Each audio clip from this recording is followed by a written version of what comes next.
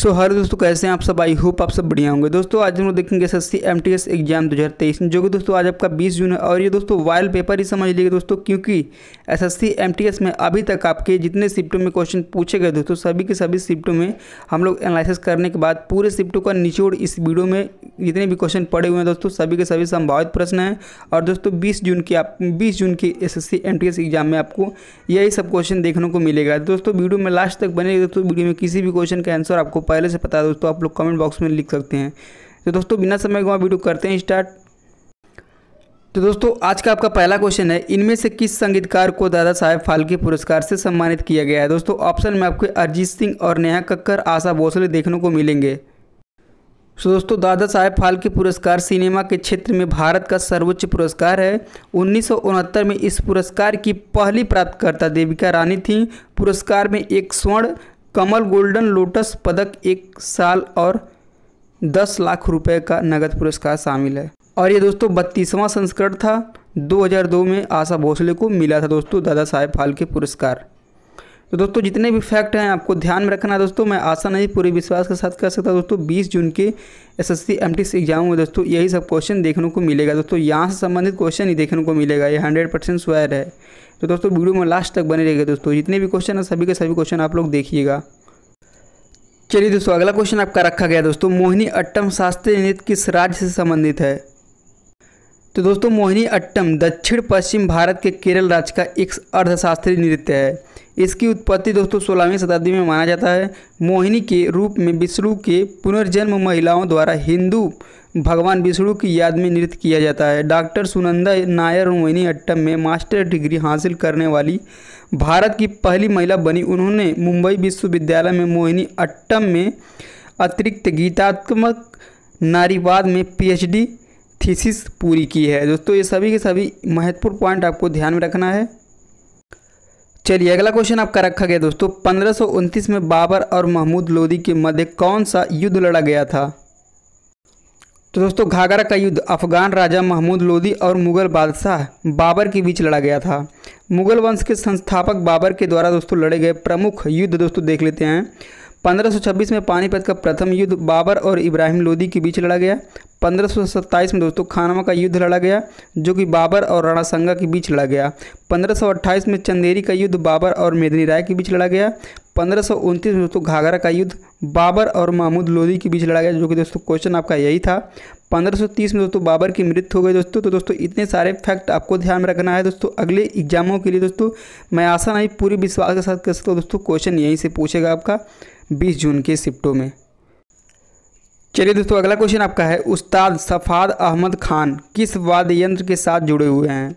तो दोस्तों तबला वाद्य यंत्र के साथ जुड़े हुए हैं दोस्तों। तबला वाद्य यंत्र के साथ दोस्तों अन्य भी लोग जुड़े हैं दोस्तों, उन्हें भी देख लेते हैं दोस्तों। जाकिर हुसैन, अनिंदो चटर्जी, अल्लाह रखा, विक्रम घोष, किशन महाराज, शंकर घोष। दोस्तों बांसुरी से संबंधित दोस्तों देख लेते हैं दोस्तों, बांसुरी से कौन कौन से जुड़े हैं दोस्तों। तो दोस्तों हरिप्रसाद चौरसिया, गोणखेंडी, पन्नालाल घोष, संसाक सुब्रमण्यम दोस्तों आदि हैं इसमें भी। शहनाई में देख लेते दोस्तों, शहनाई में कौन कौन से हैं दोस्तों। तो बिस्मिल्लाह खान, कृष्णा राम चौधरी, अली अहमद हुसैन और दोस्तों इसमें भी आदि हैं दोस्तों। लेकिन जितने भी आपको इसमें दिख रहे हैं दोस्तों सभी के सभी काफ़ी ज़्यादा इंपॉर्टेंट है दोस्तों। सरोज से दोस्तों देख लेते हैं। सरोज से आपके संबंधित है दोस्तों अलाउद्दीन खान, अली अकबर खान, अमजद अली खान, बुद्धदेव दासगुप्त, बहादुर खान, सणर रानी दोस्तों आदि इसमें भी हैं दोस्तों। लेकिन जितने भी आपको दिख रहे हैं दोस्तों सभी के सभी महत्वपूर्ण हैं। चलिए दोस्तों अगला क्वेश्चन आपका है, राष्ट्रपति संविधान के किस अनुच्छेद के तहत भारत के मुख्य न्यायाधीशों के समक्ष शपथ ग्रहण करता है। तो दोस्तों अनुच्छेद 60 के तहत दोस्तों राष्ट्रपति शपथ ग्रहण करता है दोस्तों। अनुच्छेद 53 संघ की कार्यकारी शक्ति है दोस्तों। अनुच्छेद 54 दोस्तों राष्ट्रपति का चुनाव से संबंधित है दोस्तों। अनुच्छेद 55 राष्ट्रपति के चुनाव का तारीख बताता है दोस्तों।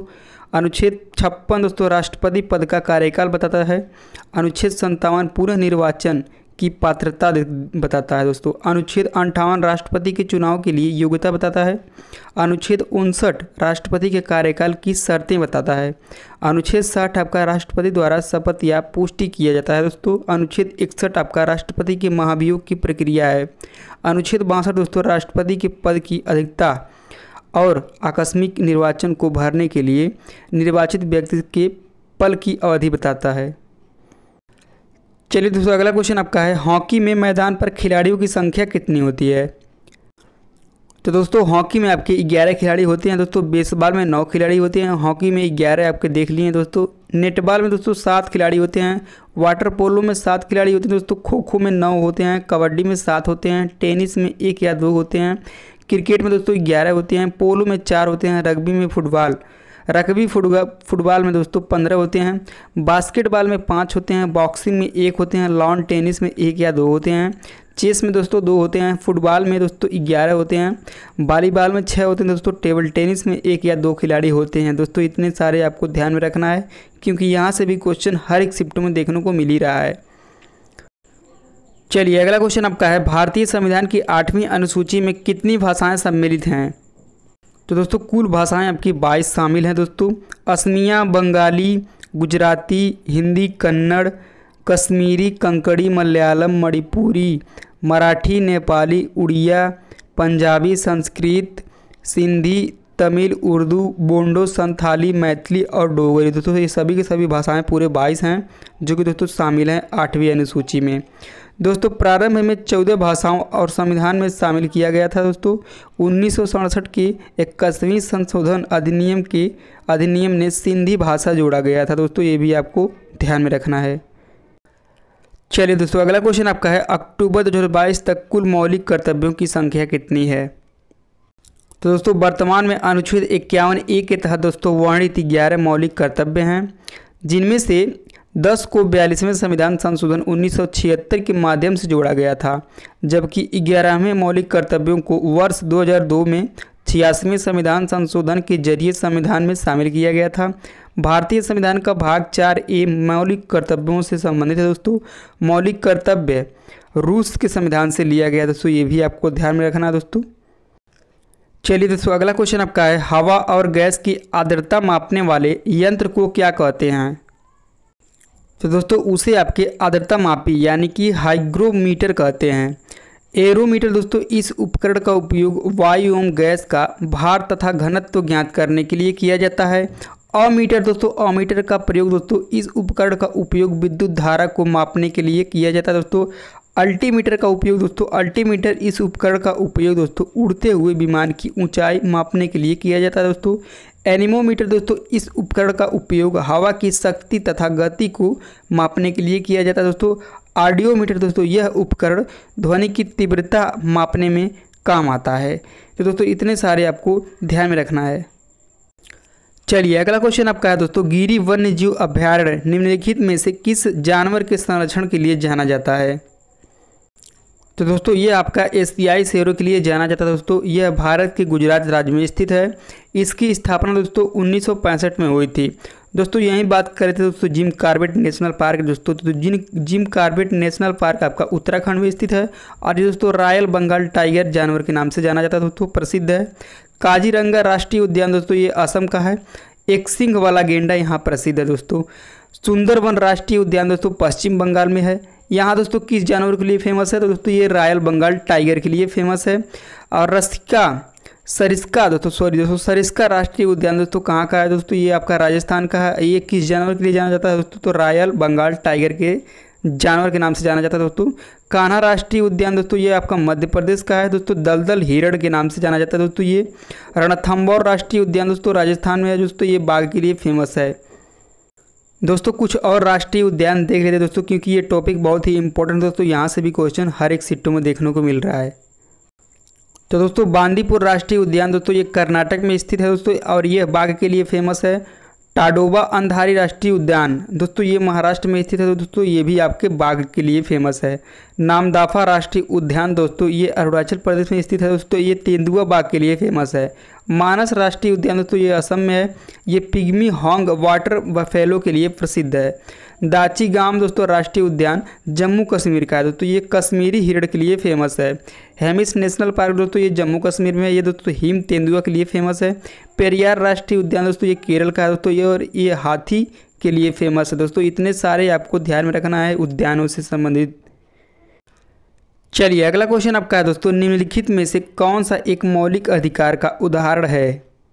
दोस्तों अगर जो आपका एग्ज़ाम नहीं हुआ दोस्तों 20 जून को आपका एग्ज़ाम है, तो दोस्तों ये वीडियो आपके लिए बहुत ही ज़्यादा इंपॉर्टेंट है दोस्तों। और जितने भी क्वेश्चन इस वीडियो में पड़े हुए हैं दोस्तों मिस मत करिएगा दोस्तों, सभी क्वेश्चन देख कर जाइएगा।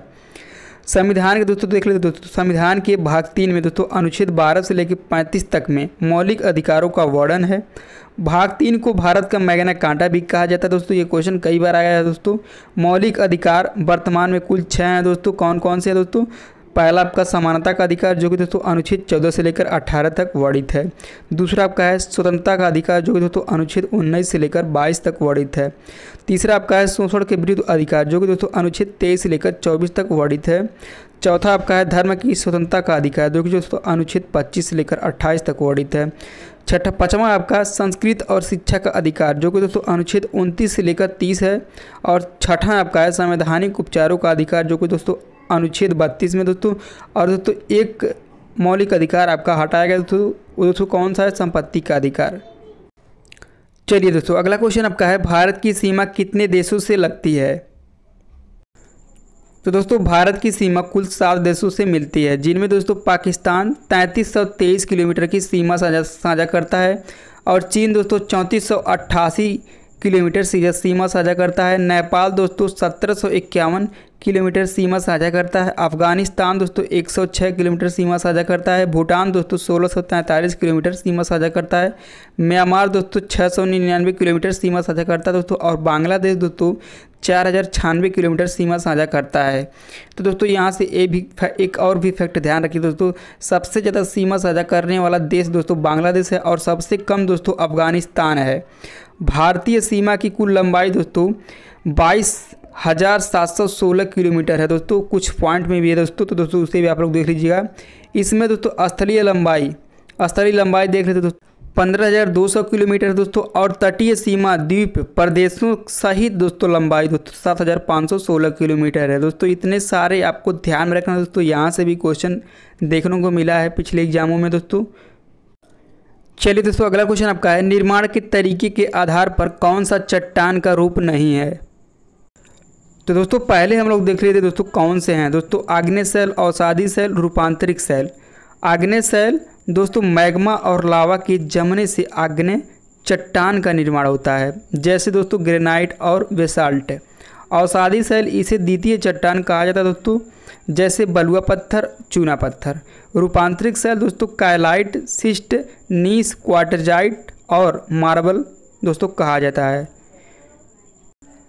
चलिए दोस्तों अगला क्वेश्चन आपका है सितारा देवी किस नृत्य शैली से संबंधित हैं?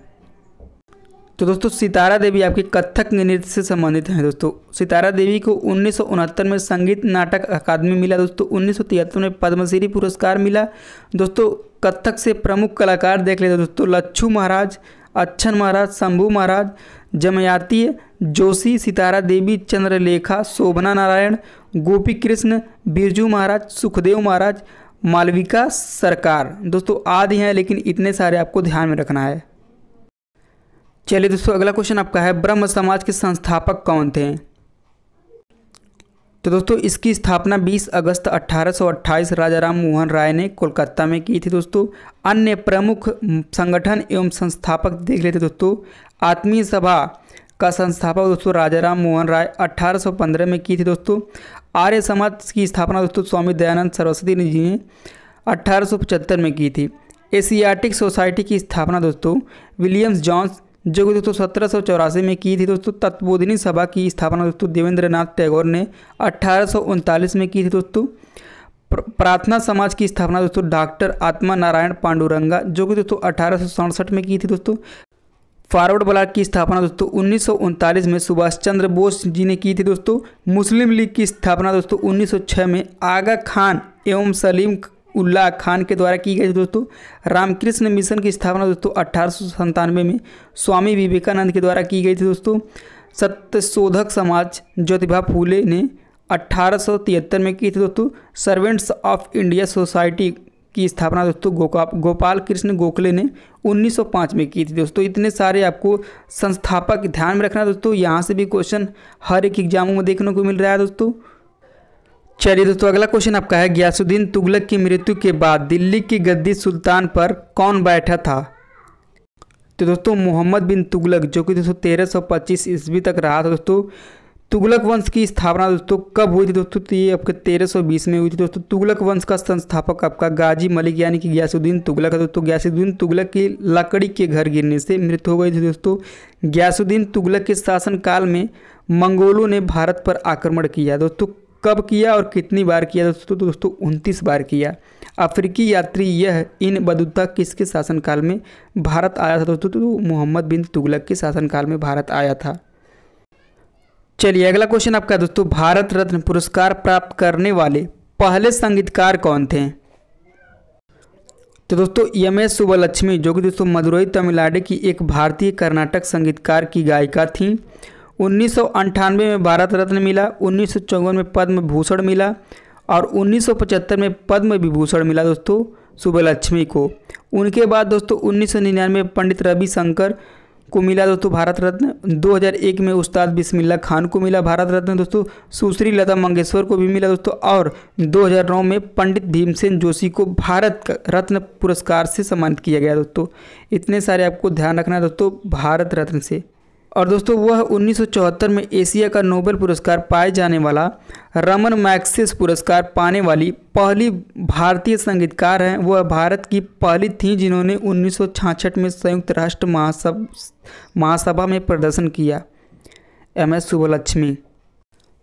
चलिए दोस्तों अगला क्वेश्चन आपका है, भारतीय संविधान में विधि द्वारा स्थापित प्रक्रिया को किस देश के संविधान से लिया गया है? तो दोस्तों जापान देश के संविधान से लिया गया है। मौलिक अधिकार दोस्तों अमेरिका के संविधान से लिया गया है। न्यायपालिका की स्वतंत्रता दोस्तों अमेरिका से लिया गया है। न्यायाधीशों को पद से हटाया जाना और राष्ट्रपति पद पर महाभियोग लगाया जाना अमेरिका के संविधान से लिया गया दोस्तों। उपराष्ट्रपति का पद दोस्तों अमेरिका से लिया गया है। राज्यसभा के लिए सदस्यों का नामांकन दोस्तों आयरलैंड से लिया गया है। राज्य के नीति निर्देशक तत्व दोस्तों आयरलैंड के संविधान से लिया गया दोस्तों। राष्ट्रपति का चुनाव प्रक्रिया दोस्तों आयरलैंड के संविधान से लिया गया है। चलिए दोस्तों अगला क्वेश्चन आपका है, अर्थशास्त्र के लेखक कौन है? तो दोस्तों अर्थशास्त्र के लेखक आपके चाणक्य हैं दोस्तों। अष्टाध्यायी के लेखक आपके पाणिनि हैं। मुद्राज के लेखक आपके विशाखदत्त हैं। गीत गोविंद के लेखक आपके जयदेव हैं।